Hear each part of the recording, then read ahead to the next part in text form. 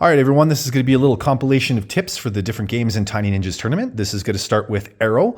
So this game is configured in this way. You've got this bow piece that's going to go on the back of the bridge like this with the prongs facing forward. It does work kind of like the barrel of a gun. As the projectile goes forward, it needs those prongs to kind of keep that arrow moving in a straight line. So the bow goes on the back of the bridge like this. It's got those bumps. You do not want those bumps to hang over the edge though, because when you're flicking, you only want to be hitting that arrow. You do not want to be hitting that bow. So the bow should always remain on top of that bridge, and then the arrow loads in from the top, pushing it down like this, and so it lines up perfectly with those prongs, and you got to kind of adjust it to where you would like to shoot here. And then when you're flicking, it's very, very important to flick vertically, not horizontally, because when you flick vertically, you're going to get a nice clean connection with the back of that arrow. If you flick horizontally like this, there's a good chance when you actually connect with that arrow, you may not hit it perfectly straight. You may hit it at a bit of an angle, and it will impact the accuracy of your shot. So again, you want to make sure you're flicking vertically. Going for the middle one here. Oh, I did just nudge it, but that is worth 2 points because I did knock it outside of the ring there. So I'm actually going to go for the left target now, see if I can knock that one over. Line this shot up. Oh, that one was far right, so I need to adjust. I'm going to go left, and you just need really, really micro adjustments here. Oh, nailed it.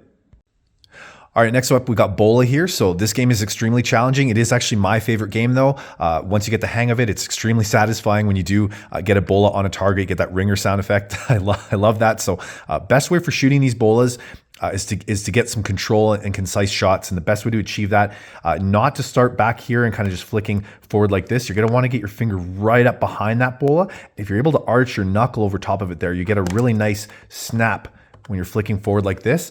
But that is going to be the best way to get some consistency with your shots.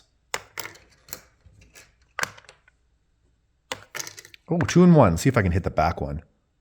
Oh!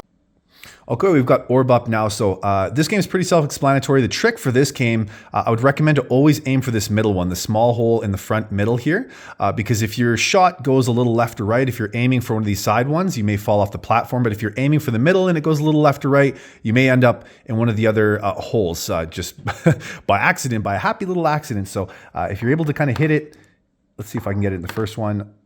Oh my gosh, look at that. That's weird.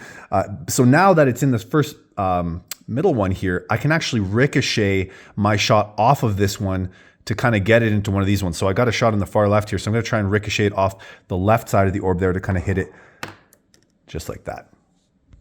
All right, fireball. So scoring for this one, 1 for the middle, 2 for the left, 3 for the right. So I know it's going to be tempting to go for this 3 for the 3 points, but it is obviously very difficult to go for this one. So I'd actually recommend that you start with the 1, progress to the 2, and then go for the 3 last. If you have that third shot, you want to make sure, or you really want to try and get some sort of points from your turn. So start with that easy one, progress to that left one, and then again, if you have your last shot, go for that third one. You know, in situations where it's a tight game, you know, maybe just focus on this one. The trick for this 3 actually is not to try and bounce it to go right into the hole, but to actually bounce it to kind of hit right directly under it, so that the remaining momentum, the remaining inertia of the ball will kind of hit here and just roll into that spot there. And again, when you're throwing these balls too, you don't have to throw them from super far back. All they need to do is bounce in this area. So you can actually bounce pretty close to the targets here, right? So you can get right up close. You don't have to go super, super far back to make those shots. That's just kind of an important thing to note. Okay, last up we have Shuriken. So this game is going to be the most challenging game. The best way for flicking these pieces is not to flick them like this, because you just need such light power. So best is just kind of arch your finger and kind of rest it down right behind the piece, and you're just going to extend your finger forward like that. And you experiment a bit with kind of the force of doing that, but that's really the power, the only amount of power that you need is kind of the best way for playing this game, just like this. There you go.